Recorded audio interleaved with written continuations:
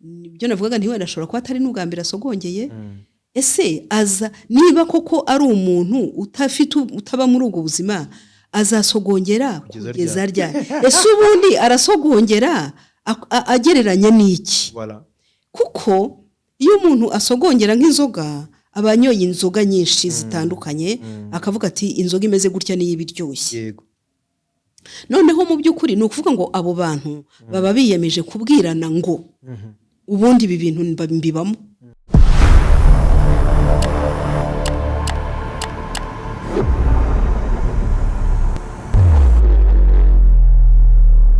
Tubahaye ikaze nanone kuri The Eric Shaba Show. Uyu munsi turaganira ku rugero rwiza rw'umugore ukwiriye urugo. Tuvuze ngo umugore ntabwo dushaka kubibasira kuko iki kiganiro waba uri umugabo waba uri umugore umusore cyangwa umukobwa mwese muracyungukiramo. Ntabwo rwose dushaka kugira umuntu twibasira. Dufite umutumirwa wacu yitwa Bernadette Batakariza, ni umubyeyi, ni umunyamakuru w'umwuga wabikoze igihe kirekire akorera Radio Rwanda, abakurikiye amakuru y'Igifaransa muramuzi. Ni umubyeyi rero wuzukuruje, ukuze rwose, ufite inararibonye cyangwa se ubwenge cyangwa inama nyinshi ashobora kugira umuntu zikamugirira akamaro. Niwe rero twatumiye aratuganiriza, agira inama abasore, inkumi, abagore mu rugo, mu ngeri zigiye zitandukanye, mu burere bw'abana, mu mibanire n'abandi n'ibindi n'ibindi. Njye nitwa Eric Shaba, ni The Eric Shaba Show. Nimuze kudusiga tubane tuganirize umutumirwa wacu. Ese ukeneye ibintu byiza wakwigurira ubwawe cyangwa byo gutangamo impano ukabibura? Muri Vanisi Gift Corner hari amasakoshi meza, amasaha meza, parfum nziza cyane, amashenete n'indi mikufi ndetse na furari z'ubwoko bwose. Hari kandi ibikapu n'inkweto abana bajyana ku ishuri, ariko hari n'inkweto abana barimbana mu birori. Niba ukeneye Crocs, ibipupe n'ibindi bikinisho bitandukanye nabyo birahari. By'umwihariko rero dufite indabo nziza cyane ndetse n'amabox yo gushyiramo impano. Duhamagare kuri 0782 655 97661 cyangwa utwandikire ku mbuga nkoranyambaga zacu. Dukorera i Remera ku Gisimenti muri basement y'inyubako ya Ikaze House mu muryango wa 6. Turabategereje. Muraho mama Bernadette. Muraho cyane Shaba. Amahoro. Amahoro. Uri umwe mu bantu bake cyane bavuga iryo zina neza ku buryo numva umutima wanjye uguwe neza. Shaba. Kuruvuze ngo Eric. Eric. Ubundi nyine kubera icyongereza. Ubwo umuntu agiye kubisoma by'iki gihe ni Eric. Eric. Ariko gutyo ngo Eric. Do. Ariko ubundi wowe uri Eric. Oya. Kuri Eric. Ndabihakanye. Nibyo? Kuko inyuma y'izina ryanjye hariho ka. Hariho ka. Iriya ka rero ihita yambura Ubufaransa bwose. Ni kuri yabyamye se? Ni kuri. Cyangwa wabishyizeho nyuma. Kugira njyane n'igihe? Yego. Ni ibintu byo gusa gutyo. Yewe ndahabibonye rwose. Kera witwaga Eric. Nitwaga Eric. None usigaye witwa Eric. Eric. Kugira ngo njyane n'igihe. Umeze neza se? Uva ndamahoro pe. Ku muntu. Amahoro. Yego. Urashima Imana. Imana ishimwe. Ku muntu uzi Bernadette Batakariza. Ndamya ko bakubuza abantu barakubuza. Bamburiye he? Hari ahantu wari uri hatumaga bamenya amakuru yawe bakavuga okay yaramutse ari amahoro ari aho. Ubu uri hehe? Ubwo nyine wenda ku bantu bubu batabizi Bernadette Batakariza ni umunyamakuru yego w'umwuga kuko nanjye ninjiye mu itangazamakuru uririmo bikora neza cyane by'umwihariko mu makuru y'Igifaransa. Hari akantu utaruzi ntagara amakuru y'Igifaransa yenyine wakoraga n'ay'igiswahili. Ay'igiswahili ntabwo nakoraga muri journal y'Igiswahili, ariko nakoraga narasemuraga. Urakoze cyane. Narasemuraga inkuru akoze mu Kinyarwanda cyangwa mu Giswahili, mu Gifaransa nkayishyira mu Giswahili nkanayisoma, ariko yego akagira ngo nanjye nkora amakuru mu Giswahili. Hari amakuru ushaka guha utazi cyangwa niba unayazi warayibagiwe. ngerayo hariya muri Orenfort cyangwa se muri kiriya kigo cy'igihugu cy'itangazamakuru, nakoraga cyane cyane mu Kinyarwanda n'icyongereza. Harya ni kuri radio cyangwa ni kuri televiziyo? Kuri televiziyo. Kuri televiziyo buriya rero ntabwo nabonaga abantu baho ntabwo wahageraga. Ariko none iyo twabaga twaripotinze inkuru, urabizi ko yanyura kuri televiziyo no kuri radio. Nawe nza kubona harimo opportunité yo gusoma amakuru, yo gukora inkuru no mu Gifaransa no mu Giswahili kubera wowe. Ubwo Igifaransa nari gitinyutse ndagikora.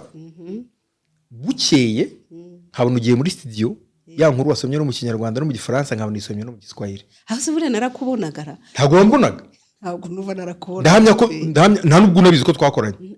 Okay, naje kubimenya narabyumvise ariko ndumva rwose ntarakubona. Wowe menyere navuye. N'ukuntu twabaga twirukanka ntabwo twari kubona. Ruriya rwari uruganda rw'amakuru. Rwari uruganda rw'amakuru. Umuntu ntabwo yabyiyumvisha, ariko ntabwo bashobora kumva ko wabaga uri muri studio uri kurikodinga abandi bantu nka batatu bahagaze imbere y'urugi bategereje kuvamo, sohoka warangije sohoka, yakumva utakivuga kumva warangije gutyo gutyo. Ubwo rero wavugamo yanjye nkajyamo nkasoma nanjye amakuru mu Giswahili. Wowe n'undi mu mama ntari mu kwibuka izina, nawe wakoraga nk'ibyo mu Giswahili, izina ntabwo ngibuka neza, yakoraga muri radio. Muremure wakoraga mu Giswahili. Vuga izina numve ko ngibuka. Hari witwaga Christine. Agaruhu. Hari wakoraga mu Giswahili ni benshi. Hari Epifania Buzizi. Oya, wa kera we ntabwo twakoranye. So icyo nashaka kuvuga. Okay, bari benshi. Byatumye ndi gukora itangazamakuru muri kiriya kigo, umutima wanjye wari wishimye cyane kubera ko nabaga na reportinze inkuru nagiye kuri field, nkayizana nkayikora mu Kinyarwanda, nkayisoma mu Gifaransa, nkayisoma mu Giswahili no mu Cyongereza. Hatameze neza cyane. Nkavuga ni nakoze, kandi kuko nkumva nakoze. Yabaga ufite inkuru ikanyura mu makuru yose ukayitangatanga, ku Giswahili kuri televiziyo y'u Rwanda kitabagaho, ukajya kuri radio. Igiswahili kuri televiziyo y'u Rwanda ntabwo cyabagaho. Waza kumva muri amakuru y'Igiswahili ya saa 3 ukumva n'inkuru yawe uyisomyemo, ijwi ryawe rijemo, avuga ni très bien. Wayimonse zimontage wakatakase nakembe, arakibuka kembe. Now ubwo ibyo twari tubyinjiyemo kubera ko nari kubaza nti uri hehe, kuko kuri radio ngira ngo ntabwo cyumvikanaho. Oya, kuri radio ubwo abantu bambuze ibyo ari byo byose, abankundaga buriya barabaririje basigaye baza aho ndi rero rwose numva narakoze bihagije. Hari ahantu imyaka 20 hari nari narabanje n'ibindi, numva rero ndashaka kuruhuka. Ubu ndaruhutse, ariko ndacyazana, ndacyajya n'ahandi, ndacyaraho. Ubwo nenze ko ngiye guhita nkubaza ngo ko itangazamakuru sinzi kuri wowe, ariko abo twaganiriye bakoze mu itangazamakuru, nanjye ubwanjye rimera nk'igisirikare. Urivamo ariko ryo ntabwo rikuvamo. Hari igihe wicara nyine ukumva inyota iraje, cyaka kiraje, kumva wabona mikro kavuga, kumva wabona aho wandikira umuntu wanditse. Bijya bikubaho? Yego. Okay. Bijya bimbaho rwose n'urukumbuzi. Nkumva ndabikumbuye, ariko ubu noneho ibintu by'amakuru bisigaye byiyenza pe. Bigusanga aho wibereye, no mu gikoni bikahagusanga, no mu cyumba bikahagusanga.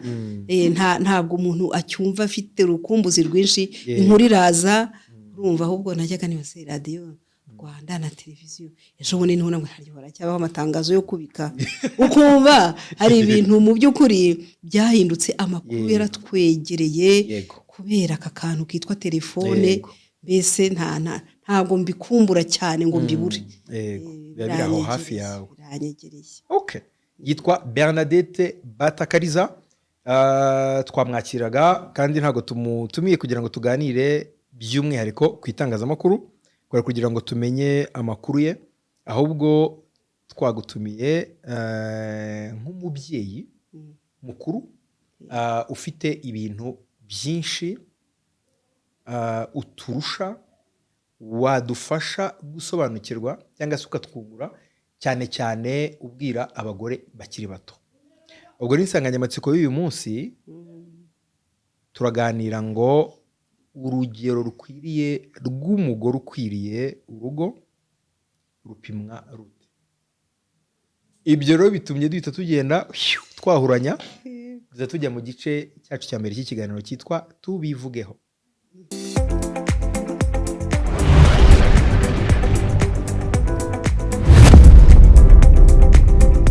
Urabyemeye ko tubivugaho? Ndumva ari ibintu birebire bikwiye kuganirwaho pe. Hari ukuntu biremereye mukuru. Bikwiye kuvugwa rwose byitondewe. Reka tubitaturemo gake gake. Yego. Now, insanganyamatsiko yanjye isa nkaho ibaza ikibazo, ariko mu by'ukuri ntabwo nshaka ko uhita wahuranya ngo uhite ugisubiza, kuko iyi ngingo ubwayo ushobora nko kuyandikaho igitabo. Ni ibintu byinshi pe. Ntabwo twabiganiraho mu isaha imwe cyangwa iminota 20, ahubwo wenda reka duse nk'abahera ruhande gake tuze tuvuge ibishoboka byibuze by'ingenzi. Tubaye turi nko kuganira n'umusore ugeze igihe cyo gushaka. Imyaka ntabwo turi buyiteho ko abantu bashaka, buri wese ashaka mu gihe cye. Aba yagiye gushaka, mu by'ukuri ni ibiki akwiye kugenda yitaho cyane cyane kugira ngo azubake neza? Yego. Kuganira n'umunyamakuru ni hatari, mvuga nk'ukuntu uba unyuzurije ikibazo. Karame rwose. Urumva rero nubwo wavuze ngo kiriya kibazo cya mbere mbese ugiye kukimanuka buhoro buhoro, ariko ubundi n'ibintu wabwira umuntu ushaka kubaka,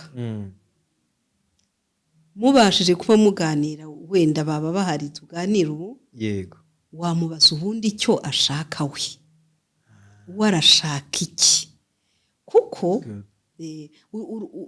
kugira ngo ajye gushaka umuntu bazubakana urwo rugo ntafata uwo abonye wese.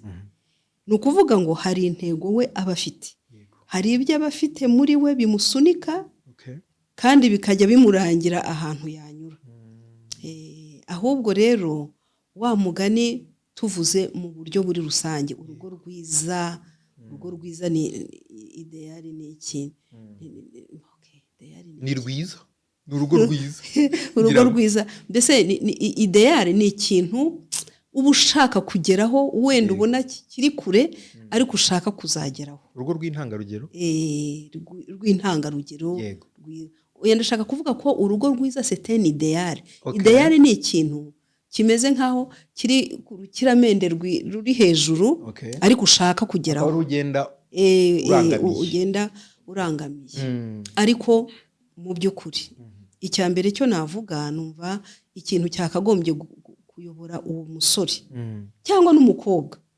Sikaye numva ko umukobwa ashobora gutera intambwe ya mbere. Kagenda ati uriya musore ngiye ushaka rwose kuganira nawe, habubwira yuko ashaka kubaka urugo, ariko wambajije umusore. Yego. Jewe rero ndi uwo musore, reka mbe nk'uwo musore.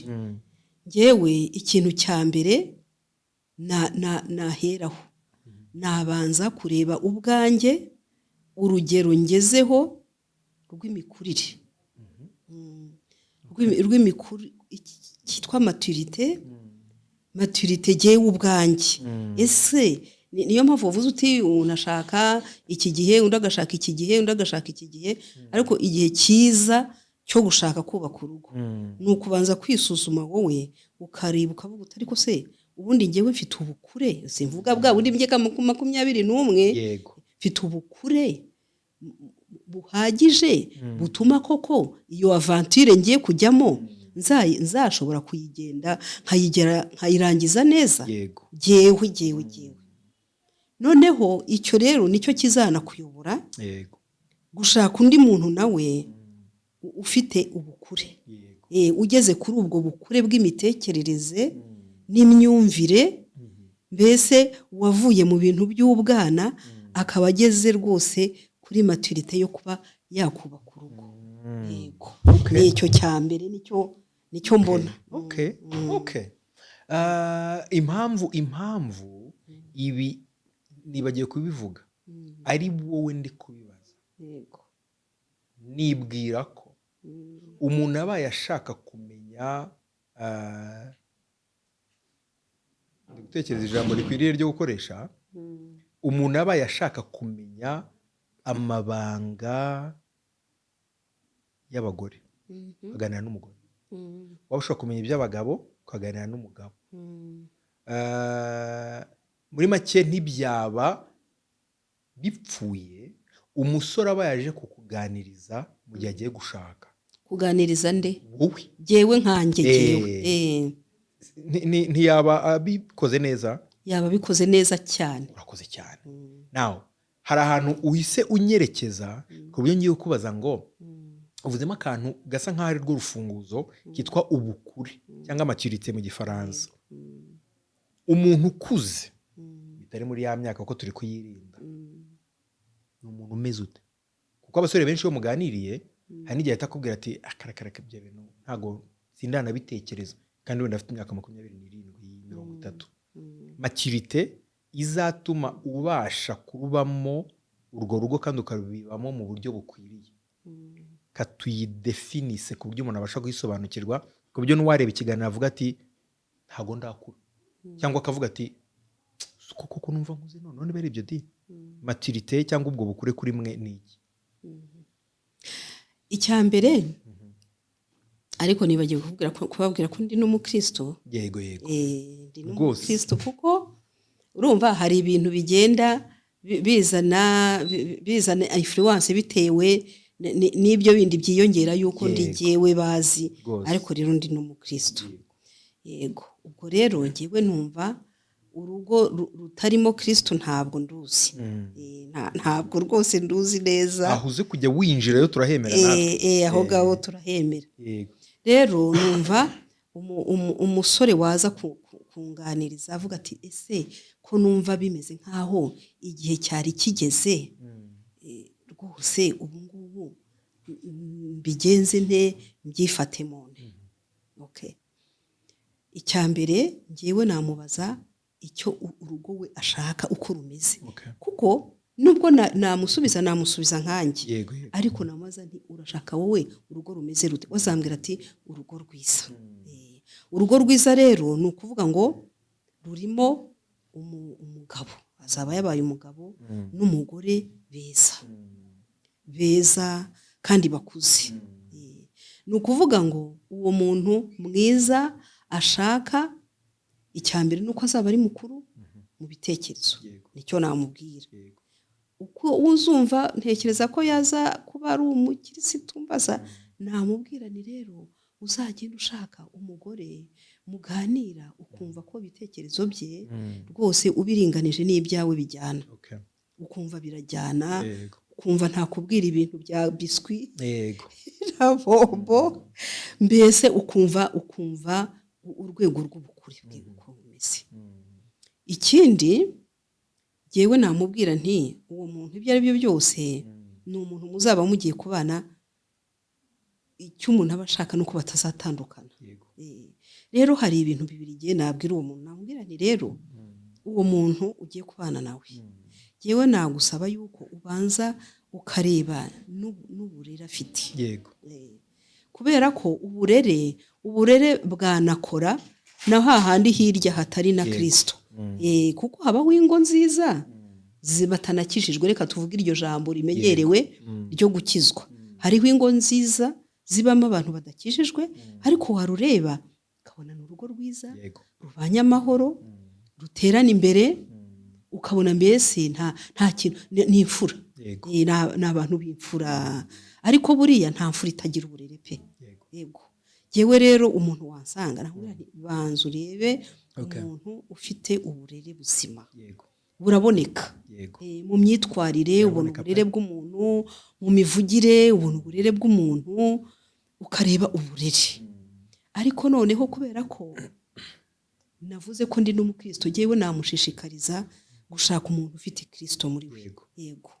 Ufite Yesu neza, nta dini, nta byo kuvuga mu dini, ufite Kristo neza. Kuko uwo muntu azaba yuzuye. Uwo muntu azaba yuzuye mu buryo bw'imyaka 21, azaba yirengeje, ari mukuru. Niba azaba yarerezwe neza, yaragaburiwe neza, azaba afite n'igikuriro cyiza. Buriya rero n'imirire nayo igituma umuntu hari n'ukuntu aba na mwiza n'imiterere ye. Hanyuma iyo ni mu mirerere n'ubundi.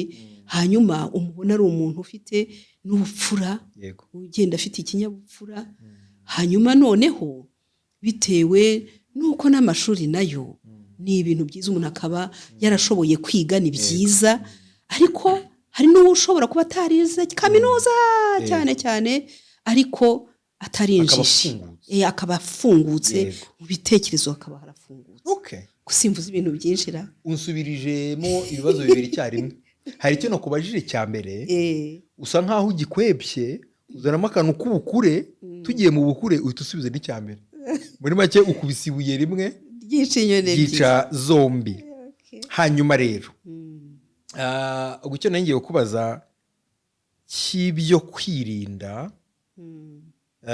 ko ikibazo cya kabiri nagomba kubaza ni ibiki umuntu akwiye kwirinda kandi ibyo ukwiye kwirinda ngira ngo ni ikinyuranyo cy'ibyo umaze kuvuga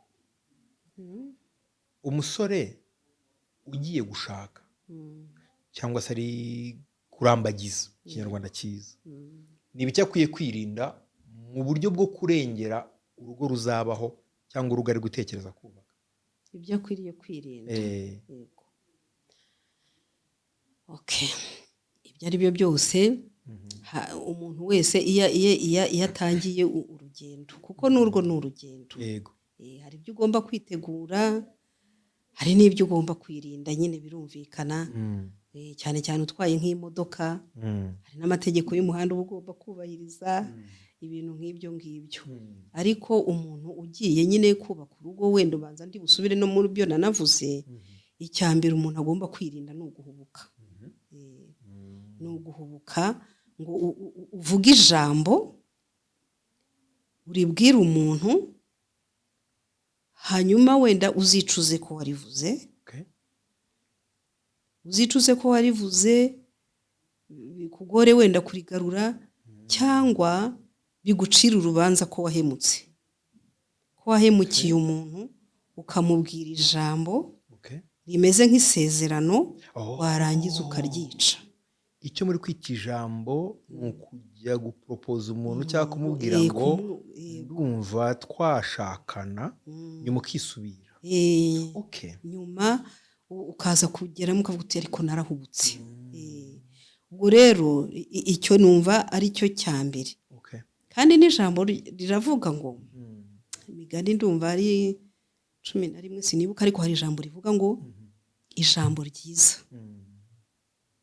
rivuzwe mu gihe gikwiriye ngo riba rimeze ngo nk'amatunda ngo y'izahabu batanze ku iparato y'ifeza urumva rero ni byiza ko uwo muntu amenya ngo igihe kirageze cyo kuvugira ijambo nkaribwira uyu nguyu icyo ngicyo ni icya mbere abasore ariko si n'abasore da abasore b'ubu abwira abantu nka 4 cyangwa 6 cyangwa umukobwa akemerera nka 4 cyangwa 6 avuga ati uzaza afite gahunda niwe tuzajyana urumva rero icyo ngicyo ubwacyo cyangwa wenda ndi mu mitekerereze yanjye ya kera simbizi ariko rwose kugerekeranya abantu niyo mpamvu twagutumiye kandi uri uwa kera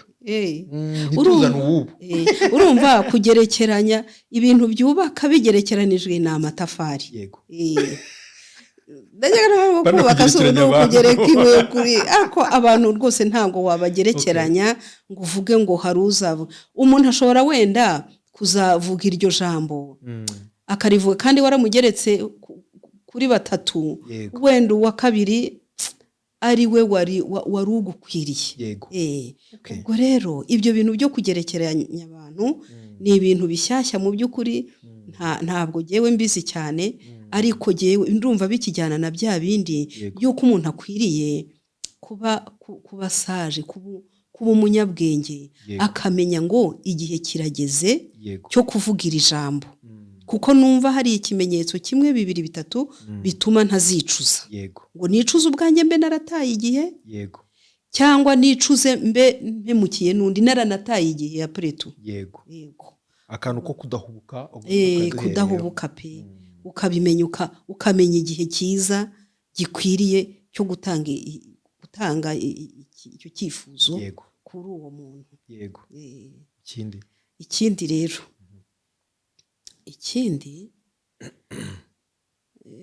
sinzi niba bijyanye n'ikibazo wambajije, ariko ikintu cyitwa nanone kwihambira. Warabonye ko nyine watanze promese ariko nyuma ukaza kubona ko atari byo, nanone ntabwo ntiwihambire, ntiwizirike, wemere yuko hari intambwe nyine wenda utagiyemo neza, cyangwa se wenda wakoze ibishoboka byose, ariko Imana kuko igihishura ibintu ikaguhishurira wenda umuntu, ukaza kuvuga uti ntabwo ari we burya.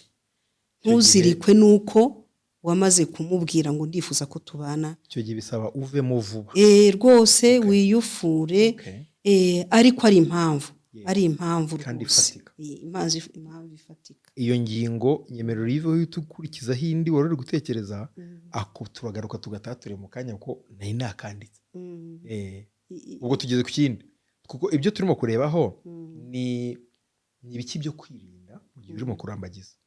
Cya mbere tuvuzemo ni ukudahubuka, cya kabiri guhubuka, cya kabiri kwizirika, no kwiboha kandi ahantu kandi wamaze kubona ko hari ikindi kibazo. Ikindi cyo kwirinda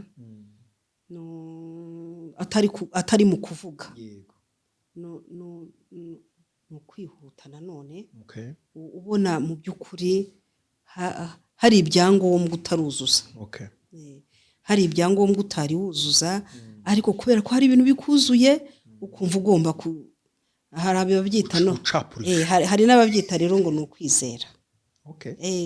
Akavuga ati rwose nzagendera mu kwizera.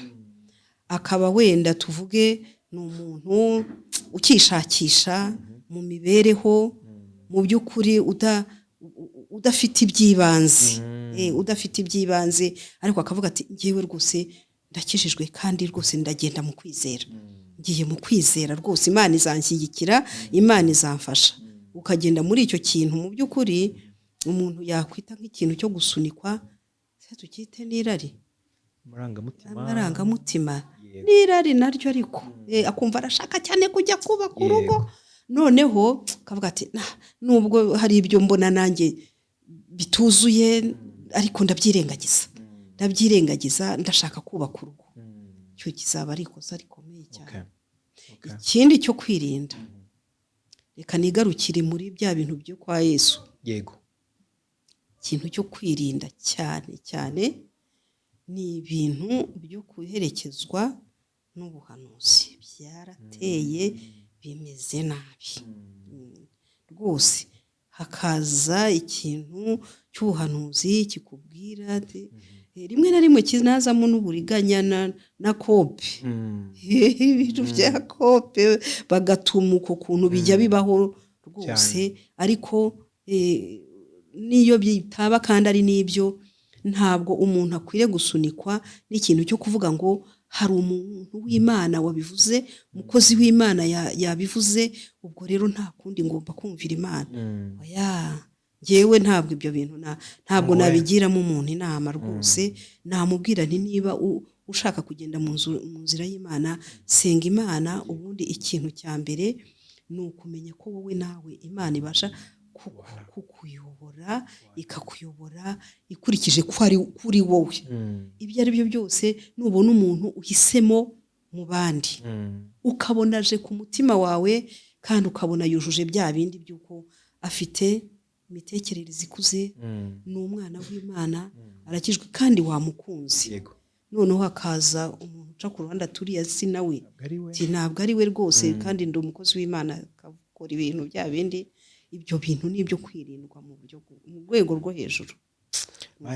I think ko ikintu cy'ubuhanuzi tuzakigarukaho, kuko uretse no kuvangira abagiye gushaka, noneho hadutseho n'ibindi byo kubwira abashatse ngo uriya muri kumwe ntabwo ari we, ngo burya umuntu ntabwo umaze ari we. imyaka 7-15 abana n'umugore cyangwa n'umugabo agataka avuga ati muvandi ntabwo turi ni akaga gakomeye, Mungu wangu ni akaga Two twatewe. gakomeye. Niyo mpamvu nakubwiraga ngo ikintu cy'ubukure rega nuko navuze Yego. n'ubukure no mu mitekerereze n'ubukure ariko hari n'ubukure ubwo tubaye nk'abaganiye muri ibyo bintu byo mu nzu y'Imana, hari n'ubukure bwo mu ijambo ry'Imana. yego None se umuntu azaturuka hariya akubwire ngo uyu muntu mubyaranye kangahe ntabwo ari umugore wawe, kandi ntakubwiye ati ijambo ry'Imana rivuga iki, wowe urarifite ijambo ry'Imana icyo rivuga, warangiza ukumva uravangiwe, kumva mu mutwe biravangiwe, ese nibyo, ese sibyo, ese sibyo, dufise ntabwo ari byo, ntabwo ari byo.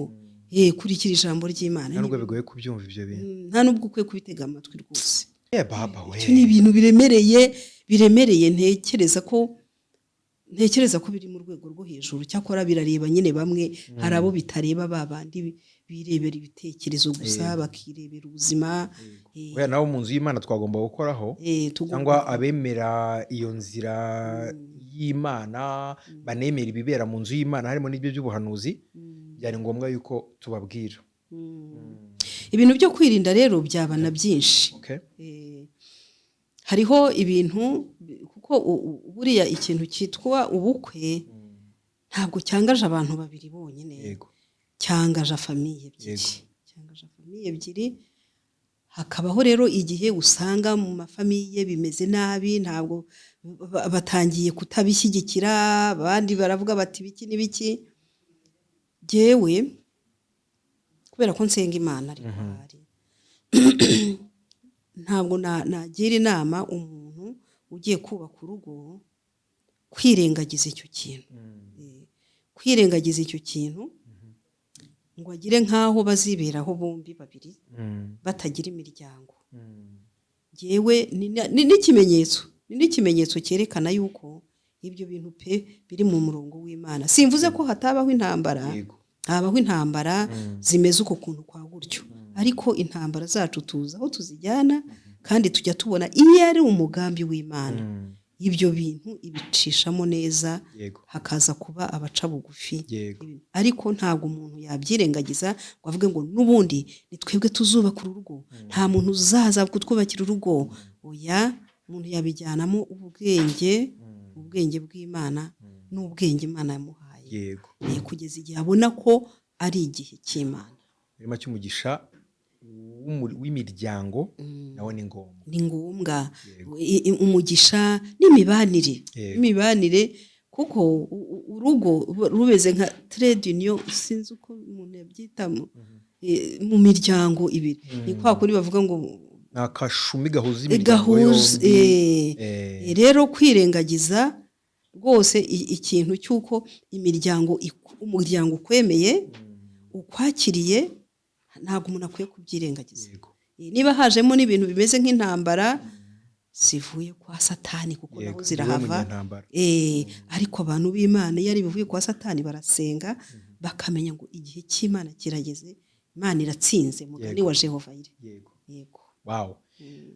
Urakoze cyane, uvuze ibintu nka 3 cyangwa 4 cyangwa 5 byo kwirinda. Hari icyo ngira ngo tuvugeho nacyo cyaho hantu, ubwo niba ari ngombwa kukirinda urabitubwira, ngiye no kwibariza.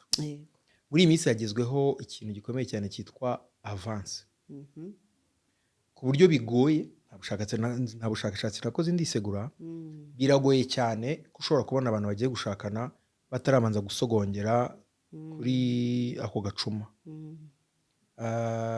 Hari igihe umuhungu ari ubishyuhamo, ariko ubu rwose twateye imbere kugera ku rwego n'abakobwa basigaye babishyuhamo, kavuga ati tutabanje gusogongeraho wapi.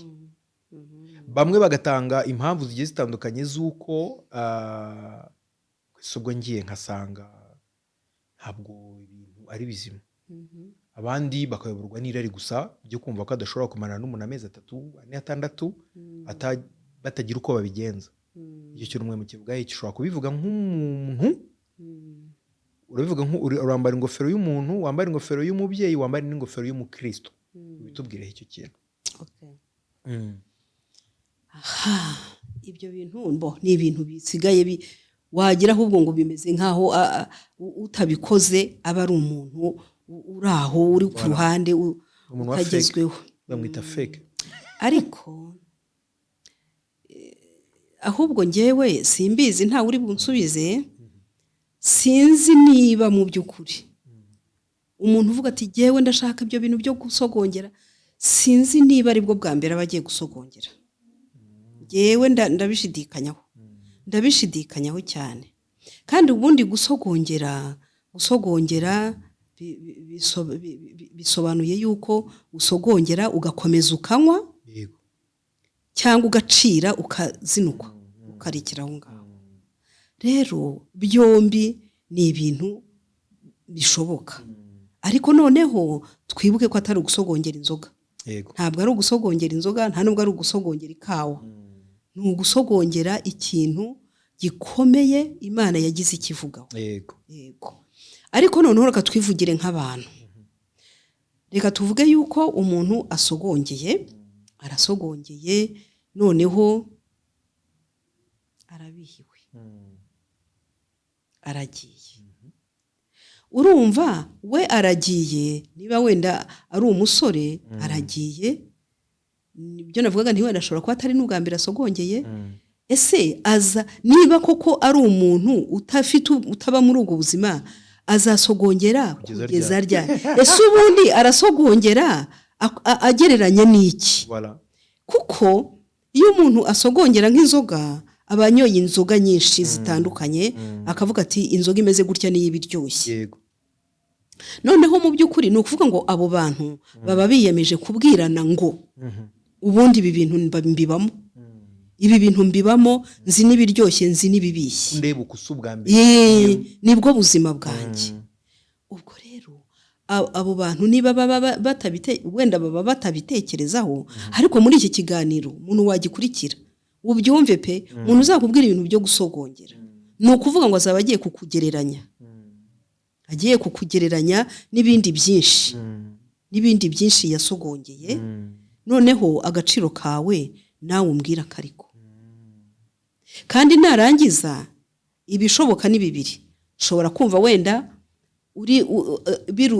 uko asogongeye yumva ari byo byiza kurusha ibyo yasogongeye byinshi cyangwa kumva nibyo bibi cyane birabishye ako gaciro k'icyo kintu basogongera uko nguko warangiza ukagenda ugasigara mu marira kuko biranashoboka ugasigara mu marira kubera ko nyine yarasogongeye yumva nta kigenda aragiye nuzakurikiraho ibyo ari byo byose uzaba wiyize bambwiye ko nta kigenda rwose rero icyo ni ikintu kibi ubwacyo cyica amarangamutima y'umuntu icyo ni kimwe icya kabiri ni uko wenda mushobora gukora icyo kintu mwita gusogongera ariko wenda kikaza kuvamo umwana kandi mutiteguye rwose wenda ntimuragera n'igihe cyo no kuzanabana uwo mwana ukuntu aje muri ubwo buryo ibyo ari byo byose niba hari n'icyazakurikiraho cyiza ariko arabanza abe mu gahinda akabanemo na nyina ahantu mu gahinda kandi karica kariya gahinda buriya abana benshi bavukana autisme baba barakomerekeye mu nda icyo rero kiba ari ikintu bishoboka ko rwose kivamo uwo mwana mutifuzaga mu by'ukuri kandi na leta ihora ivuga ibintu by'abana batifuzwa atari mu bangavu gusa n'ahandi umwana utifuzwe ubwe azakurana ibikomere akurana ibibazo mu buryo bumwe cyangwa ubundi hanyuma nibirangira avuga ati hoshi igenda reka nkubwire ikintu cyo muri Bibiliya giteye agahinda hari inkuru y'umuntu witwa Amunoni yabaye uko kuntu yumva rwose ngo akeneye kandi bakavuga ngo akunze noneho mushiki we yego ntibavukanaga kwa se na nyina ariko yari mwene se kandi icyo gihe wenda byari byemewe ko bana ariko igihe kiragera nyine akoze uburiganya n'inshuti ye mbi nuko nyine aza gukorera ibyamfura mbi uwo mwana w'umukobwa mushiki we Tamari ariko ako kanya nyuma yaho ngo ahita yumva aramuzinutwe ahita anamwirukana ati mvira ahangaha undi ati none se umaze kunyonona umaze kunyangiza ati nibi noneho abwira ya nshuti ye yamufashije muri ayo marorerwa tumva nsohorera ishyana ahangaha risohora imvana ahangaha urumva niba byarabayeho ngaho no muri iyo misogongerero havamo bene ibyo ngibyo ngayo nguko kandi abo bantu baba basogongera sinzi niba izi etape twabanje kunyuramo ibwabyo icyo ni ikimenyetso cyerekana urwego rw'imitekerereze y'abantu n'imikurire yabo na maturite baba bafite niba umuntu adashobora gutegeka umubiri we ngo awubwire ngo mubiri wanjye ndagomba kugutegeka aracyafite icyabura mu mikurire yego bikwiye kwereka umuntu ngo uyu muntu ntabwo ageze ahantu ho gukura ku buryo yategeka umubiri we ahubwire ngo tegeka tegereza igihe cyiza gikwiriye akantu ka sogongeraje tukavuzeho kandi karimo amasomo menshi cyane ateye ubwoba kuko urasogongera bisobanuye ko udasogongeye bwa mbere binasobanuye ko ubwo uzakomeza gusogongera n'ahandi hari n'igihe ushobora no kuhagera aho wageze ukaryoherwa ariko si ikimenyetso cy'uko uzahagarara nubwo mwashakana uwo muntu ushobora kuzakomeza gusogongera izindi utazagura utazatwara iwawe hanyuma igihe umuntu aje agasogongeraho mutari bubane hita utekereza ko n'abandi bazaza inyuma bazasogongeraho uhite wumva noneho umuntu uzagushaka icyo azaba atwaye mbega umuntu ushobora gusogongera ibibazo bikomeye ni ibibazo rwose bikomeye kandi noneho ni uko abantu baba batekereza ahari ngo kubaka urugo ni ukuryamana gusa hari n'ibindi byinshi cyane ahubwo ashobora kuba yaranasogongeye akanashima ariko wenda bazagera mu rugo agasanga hari ibindi byinshi bituma n'icyo gikorwa gihita kiba umushari. Hari umuntu wambwiye ko ubwo busabane bw'abashakanye butanarenza 20% y'icyo urugo ari cyo kugira uruhare mu gutuma urugo rubaho.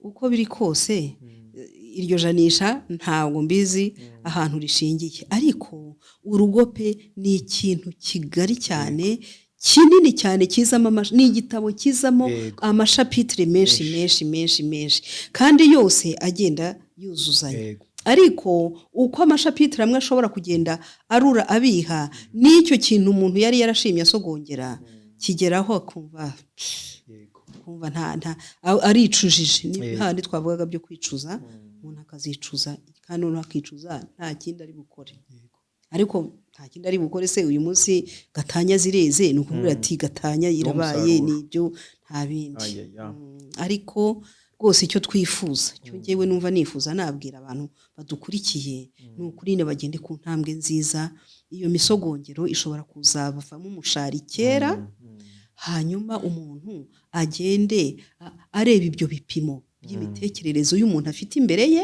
kuko umuntu uza kukubwira ibyo bintu hari ahantu bataragera rero umuntu akwiye gushaka umuntu ugeze mu kigero cyiza cy'imitekerereze n'imikurire itasiryo. Mu kanya hari akantu twavuzeho ndavuga ngo ako kantu n'ubwo gakomejeho turakagarukaho hari ibintu twita mu cyongereza red flags.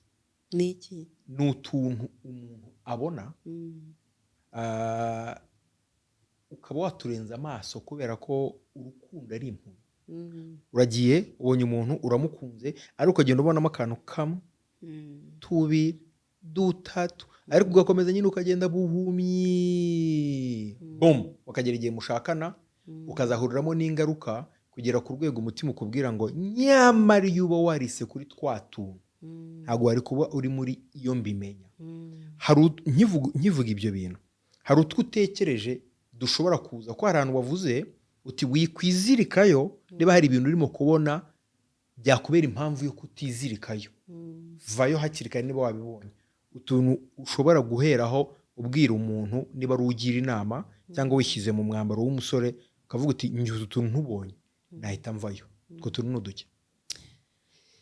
Hari utuntu ushobora kubona tukaba nk'utugucira amarenga y'uko uwo muntu wenda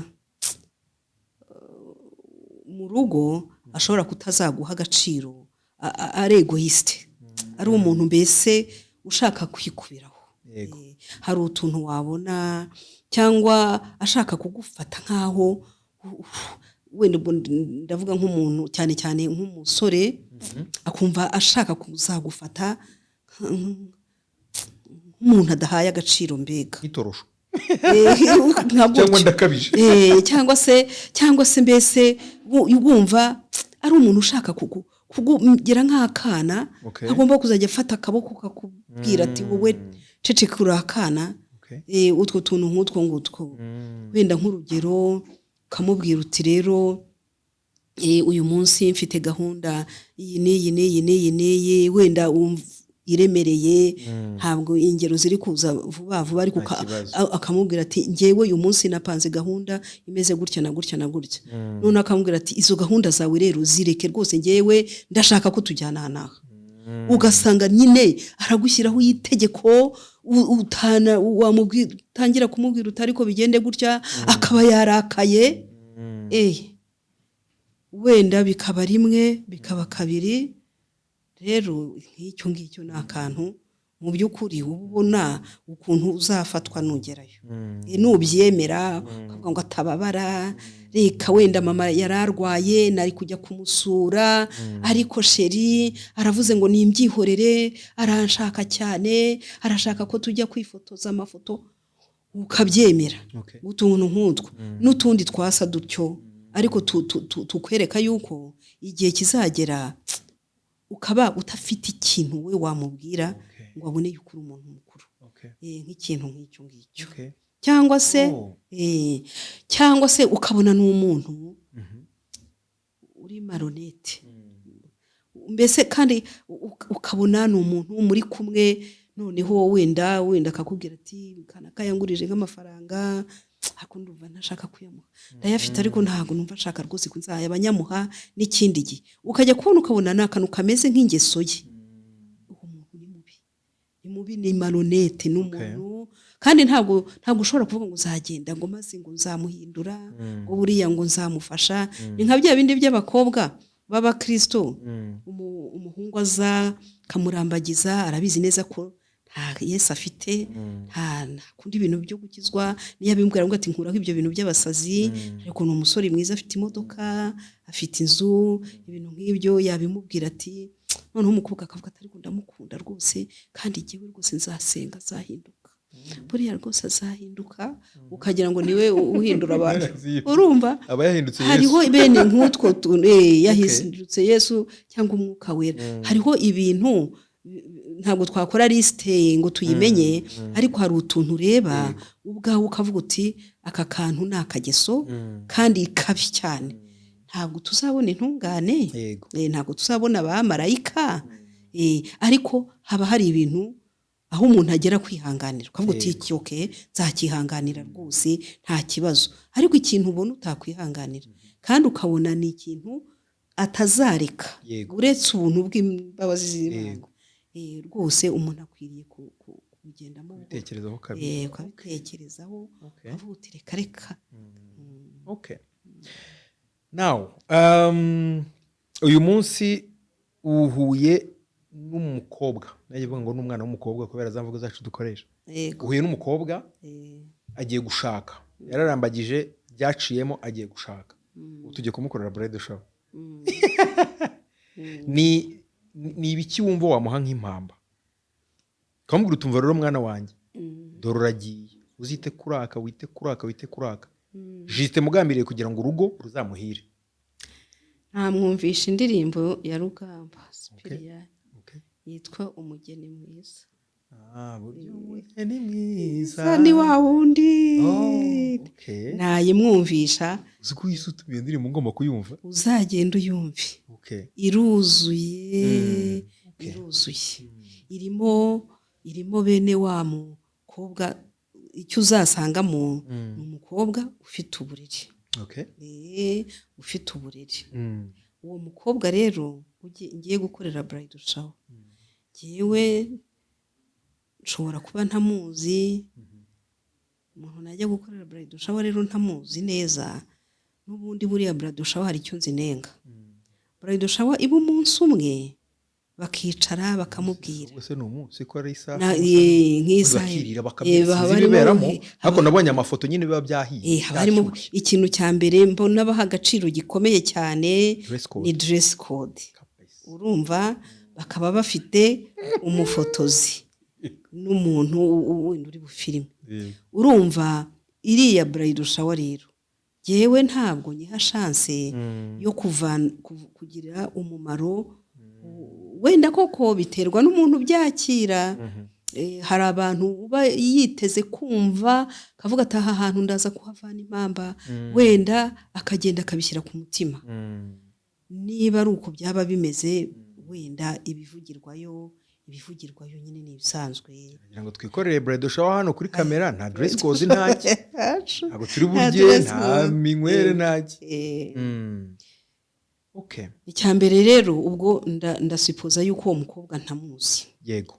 Ubwo simuzi ndi muri bridal shower ndagenda mubwira ikintu cyambere rero mbere namubwira.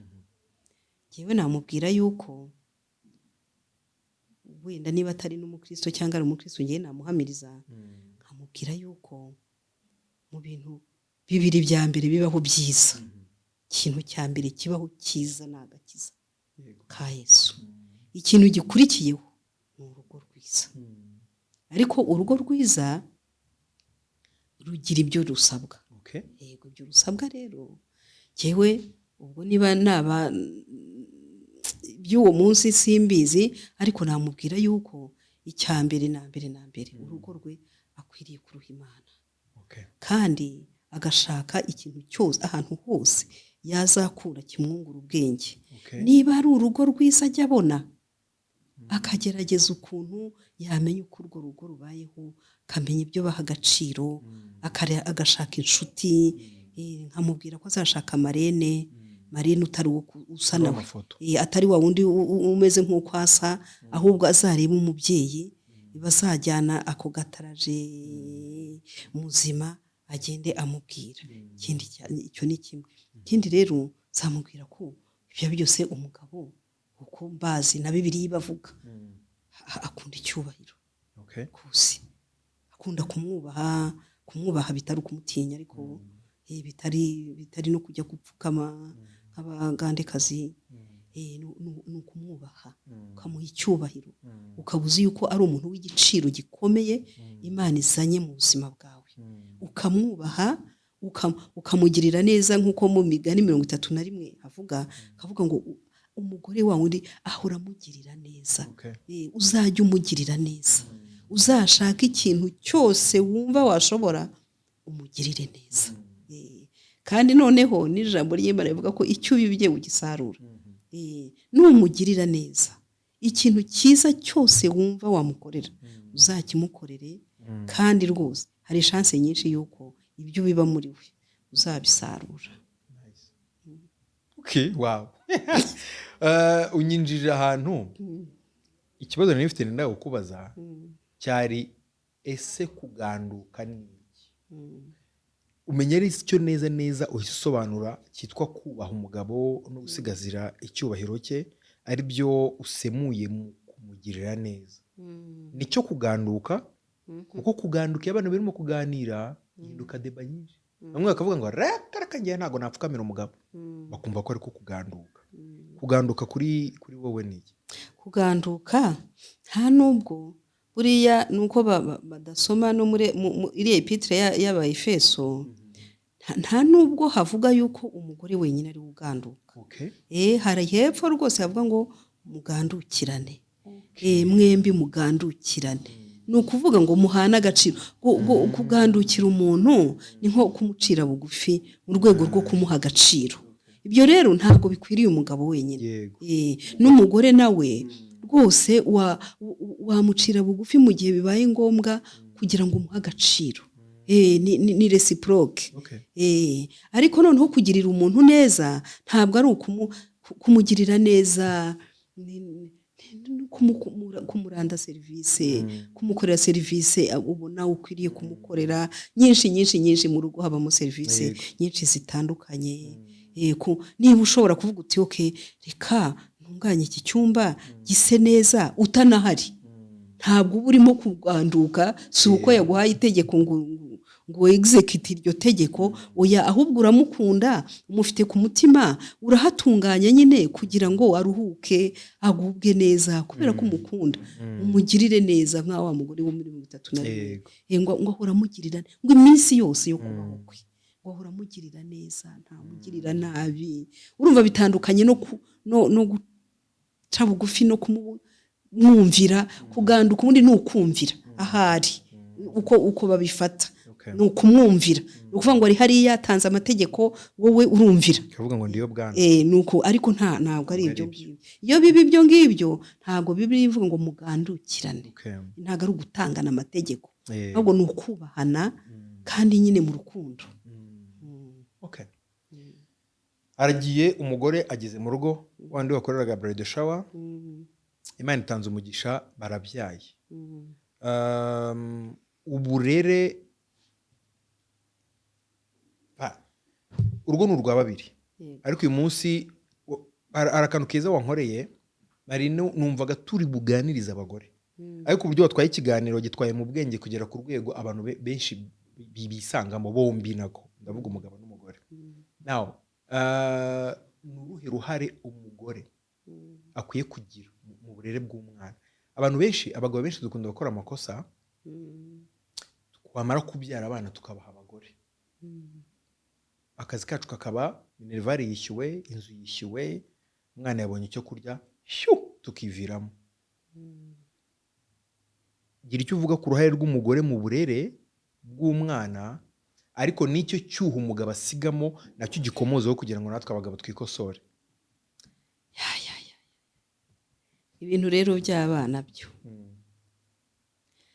ni ibintu bigari birebire kuko birimo n'ibindi ni inshingano ariko kuko cyagiye wari wambwiye tuvugane ibintu by'abana nyine ubundi bibimbamo ndabikunda cyane ibintu by'abana icya mbere rero icyo kintu cyiza kikamera wenda nk'agasigane ngo umugabo ngo yagiye ngo ntiyakoze ibi ariko wenda reka twibwirire abagore nibo warumbwiye yewe numva umugore akwiye no kubanza akamenya ko uruhare rwe ari runini cyane mu buryo bw'uko Imana yanatekereje ko uwo muntu agitangira kubaho azakubamo ukabana nawe mukamarana amezi 9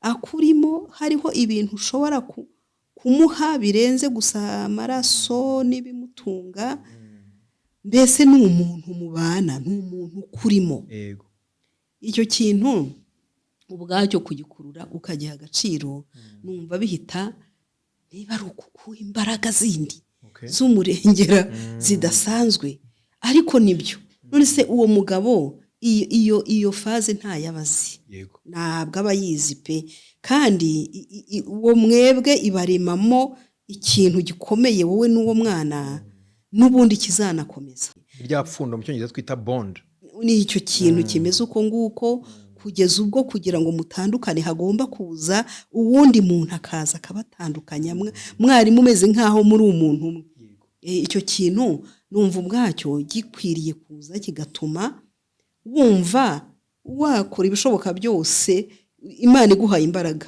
rwose ukamukorera ibishoboka byose uretse ko Imana iba yaratanze n'ubuntu bw'uko utamufite wenyine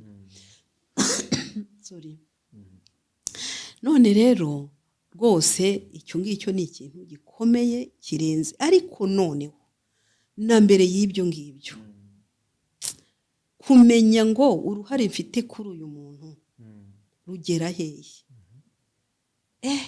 ko rugera mu bugingo buhoraho iyo bigeze mu bugingo buhoraho bita bikara bigera mu bugingo buhoraho inshingano ntabwo zimufiteho hano gusa nicyo kintu gituma njyewe numva ari ibintu biremereye cyane kandi noneho Imana ibizanye uwo muntu igahitamo ibizi yuko uwo muntu imuzanye mu maboko yawe na papa we. Ariko ni Imana imuzanye imubahaye kugira ngo mwe mukore umurimo wo kumutunganya. Azasubire ku Mana mwarakoze ibikwiriye byose kugira ngo abe afite ibihagije byose byo gutuma Imana imusubirana itamuhombye. Ni ikintu gikomeye cyane. Umwana kumuhomba ni ukuba ufeirinze umurimo w'Imana. Njya numva hari ahantu Bibiliya ivuga ngo abapasiteri ngo bajye bareba abakristo ngo nk'abazababazwa. Noneho ngewe nkabigarura ku bana nkavuga ariko se buriya koko buriya pasiteri sinzi n'uzambazwa uwo ari we kuko maze guca muri maboko ya benshi, mu biganza bya benshi cyane kuva kera cyane. Ariko umwana we rwose mbizi neza ngo uyu nguyu ni responsibility Imana impaye. Rero ngomba kumukorera ibikwiriye Imana imfashije ku buryo jyewe numva nta kintu mfite nsigaje kugira ngo Imana itazambaza ngo wa muntu naguhaye bigenze biti. Ngayo nguko. Wow. Okay. Uzandika igitabo. Niyo nama nakugira. Ufite ibintu byinshi cyane. Okay. Ibyo utubwiye ubwiye abagore ko nubwo hazamo agasigane, nubwo Imana yabiremye mu buryo abantu bafatanya bombi mu kurera, ariko hari akantu k'inshingano z'umwihariko umugore akwiye kuba afite bitewe na hantu yatangiranye na wa mwana hamwe umugabo atarari. Cyane pe. Cyane buri wese akuremo akantu yumva umwuka muhishuriye cyangwa ubwenge bwe bumubwiye. Hanyuma rero turi mu isi abantu bose bakora, uretse twubundi twaremwe dukora nyine abagabo, ariko dusohoye mu isi umugabo arabyuka akajya guhiga, umugore nawe agasohoka akajya guhiga. Ndagira ngo tuganire kuri balance. Ntabwo nzi ukuntu ndacyita mu Kinyarwanda iki kintu. Nihe balance ikwiye kubamo urugo rufite abantu bombi kandi bose basohotse bagiye guhiga. Yewe amasaha menshi bayamara bari no gukora, make cyane bakayamara mu rugo, kandi burya menshi tumara mu rugo amenshi tuyamara dusinziriye kuko dutaha nijoro tukamarana n'abana amasaha 3-4 tukaryama. Nihe balance ikwiye kubamo mu buzima bw'akazi n'ubuzima bw'urugo busanzwe, mu buryo ikijyanye cyane cyane n'urugo na cya kintu cyiza dushakamo kitari buhangirikire ngo twakoze cyane, twaguze ibi n'ibi, twaguze amakamyo, twatunganiwe, ariko urugo ruri kwangirika. Balance tuyipime gute mu by'ukuri? Kuko impamvu nkubajije iki, abantu benshi aha nyine kiratugonga. Gasanga umuntu ataha saa 7 z'ijoro, agataha abana baryamye, bakagenda bamusize kuko nabo basigaye bazinduka, icyumweru kigashira ababyeyi batabonanye n'abana. Balance tuyitware gute? Yo balance rero izategekwa n'icyo kintu nabanje kukubwira, cyo kumva iyo responsibility. Cyo kumva iyo responsibility. Kubera ko mu bintu tuzatangaho konti abana barimo. Ariko abavandimwe b'abasilamu nibo ngo bazabazwa ngo umutungo binjije, mbese ukuntu batunze abagore babo n'imyenda babaguriye n'ukuntu ibyo bintu nyine bo bazabibazwa. Ariko abantu batekereje ko bakabiha agaciro, bakabyita uko byitwa, bakavuga ngo aba bantu Imana izabatubaza, byabategeka n'uburyo uwo mwanya waboneka. Jewe hari abantu nzi, urumva amafaranga menshi abaho abantu bakorera nangaye ntayo, kuko n'ufite miliyari zinga harakomezaga higa mpaka. Noneho ikintu kibabaje nuko hariho n'ingo bombi baba bakora bafite n'amafaranga menshi cyane ku buryo nayo umwe yatunga urugo. Nayo umwe yatunga urugo, ariko kubera icyo kintu cyo vuga ngo gukora ngo akazi ngo umugore wawe ngo ukora hehe, ngo umugore wawe ngo ukora hehe, ntibumve yuko wenda tuvuge mu gihe abana bakiri batoya, mu gihe abana bakiri bato bavuga tumva amafaranga ukorera reka tuzayakoreshe uko ari, Okay. ariko aba bana tubiteho, njyewe mvume mu rugo. ko abagore baza gutera amabuye Nyine bazayantera nicyo ni ukubera ko Urayiteguye? ni ukubera ko batari gutekereza icyo kintu. kuko Oya, ariko reka nkubwire. ni ugushaka igitego yatwaramo Ntabwo tuvuze ngo bose ngo nibatahe ngo basubire bose mu rugo. bagende ntibazongere kujya gukora mu kazi hanze. Ariko niba byashoboka, niba bishoboka, hariho abagabo bashobora akorera nka miliyoni nk'ebyiri, barahari nyinshi zirenze, zirenze. Ariko nubwo bimeze bityo, umugore akavuga ngo ngomba kujya gukora ngo hariya hanze, ariko abikuruye kavuga ati aba bana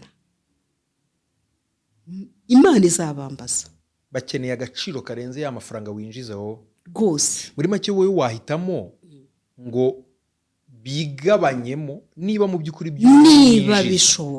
niba bishoboka ibiboneka bikaba byabasha gusunika urugo mu gihe runaka. Umwe akwiye gushaka uburyo, navuze umwe kuko ndi kwanga kuvuga umugore kugira amabuye aba ari bazayatera. Reka tuvuge umugore duhereye no kuri cya kindi. Okay. Cyangwa se niba wenda umugabo ari we, wenda umugore niba ari ufite ako kazi gashobora kuza gukuvura ibintu byo mu rugo byose, ibyo ari byo byose babiganiraho. Ariko ni ukuri, reka njye nkubwire ubuhamya gatoya. Yewe urabona twajyaga muri hariya Arusha, hariya muri TPR, kandi habagamo ibiceri pe. Urukiko mpuzamahanga mpanabyaha rwashyiriyeho u Rwanda. Urumva nyine ubundi kandi byarashyiriweho abagore kugira ngo babazamure. Buriya niko byari bimeze bitangira. Yewe rero bigitangira, umuyobozi wa radiyo aza kumbwira turashaka kujya Arusha. Icyo gihe nari mfite umwana ufite amezi 7 ahari, amezi 7 cyangwa arengaho gatoya. Ariko hari abagiye babasize bafite amezi 4. Mbese ndamubwira muyobozi karake, ndamubwira nti wambabariye ko bitankundira.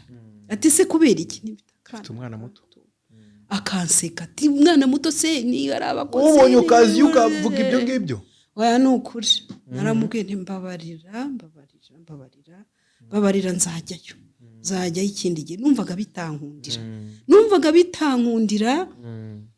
Noneho nyuma haza kujyayo umudamu wagiye asize umwana w'amezi, sinibuka yariyo, ariko mutoya, kandi hari kumara y'amezi 3. Nuko aragenda agaruka, kana kararwaye, barakajyanye no kwa nyirakuru. Noneho babimbwiye numva napfuye. Nyuma umwana yari afite imyaka 3 rero. Araza arambwira ati noneho ubu se noneho umwana ntiyakuze, numva nta kintu ufite cyo kuvuga. Nuko ndagenda, ariko ndakubwiye nagezeyo birananira gusinzira ku buryo nasenze Imana, ndavuga nti Imana ntushobora kungeza i Kigali. Ubu ntiwangeza i Kigali kuko nkirebera umwana. Kandi ni Doris nyine ni umugore. Ariko nyine numvaga sinkibasha gusinzira, naryama nkarota yaryamye adakarabye nkabona nukuri nasenze Imana ishobora byose.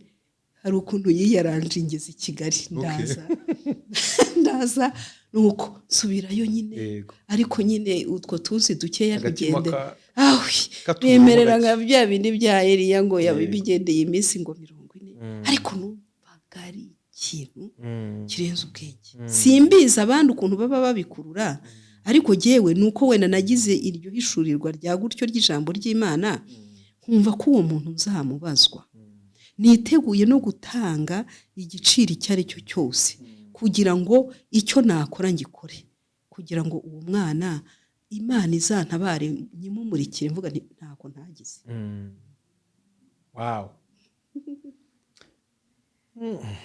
Buzi ikintu ndenzaho.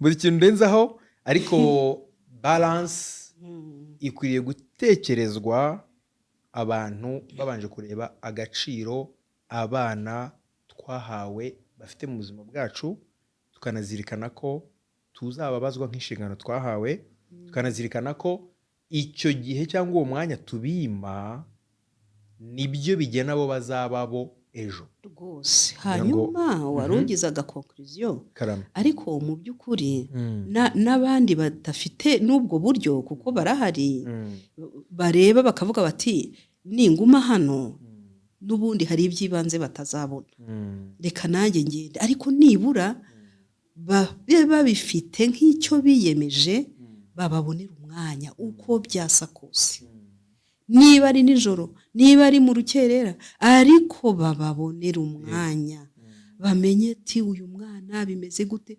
Uko hariho abana bajya bangizwa n'abakozi, ababyeyi ntibazabimenye, bakazabimenya abana ba infection, yarabaye infection kubera ko ntagira umwanya wo kumuvizita, ntagira umwanya wo kumureba.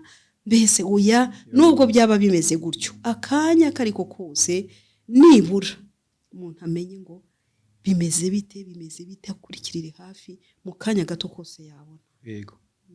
Wow. Turi kugana ku musozo, ikibazo ngiye kubaza ni icya nyuma. Hari umugore uri kureba iki kiganiro, arakireba cyose akigeza ku iherezo ryacyo, ariko arangije umutima uramubwira ngo ibi bintu wowe byamaze kurenga ihaniro, nta garuriro, uretse kwiheba no kumva ko ibintu byawe byashwanyaguritse. Mu by'ukuri nta garuriro rihari, cyangwa uyu muntu uri gutekereza ibi bintu hari igaruriro, tutitaye ku myaka ye, tutitaye ku makosa yagiye akoramo, mu by'ukuri hari igaruriro. Uko bisa kose haba hakiri ibyiringiro. Iyo umuntu amenye ngo byapfiriye he, byapfuye bite, ibyo ari byo byose, ikintu cya mbere umuntu akwiriye gukora ni ukwibaza ibibazo, akavuga ati ni ibiki nangije, byapfiriye hehe. Noneho hari n'abantu yashakaho ubujyanama, hariho abantu bamugira inama rwose, hari serivisi zibikora z'ubujyanama yabushaka. Niba ari umuntu wo mu nzu y'Imana, yakwegera n'abantu abona bamufasha. Simvuze ngo azasange kanaka na kanaka na kanaka, ariko niba hari ahantu aba muri kominote runaka, yareba umuntu yakwegera akamubwira ati umva, mfite ibibazo bimeze gutya na gutya gutya, mfasha. Ibyo byose ahantu ni hagari, kandi Imana yamuha connection, yamuha umuntu wabasha kumugira inama. Ariko mu ijuru hari n'Imana rero. Mu ijuru hari n'Imana, umuntu yasenga akemera amakosa yakoze, akavuga ngo ibi bintu rwose ntabwo nabitunganije, Imana iracyagira imbabazi, kandi Imana iracyashobora byose. N'abana bari baratawe bakarinda bajya ku mihanda bakaba bamayibobo, twabonye Imana ibakonfiya imirimo yayo, bakaba abakozi b'Imana. Ku Mana rero hahora hari ibyiringiro, haba hakiri amahirwe. Ndagushimiye. Murakoze cyane. Ikiganiro cyari kiryoshye, ku buryo numva nshaka kugusaba ko nugaruka uzaba uri kumwe na muzehe.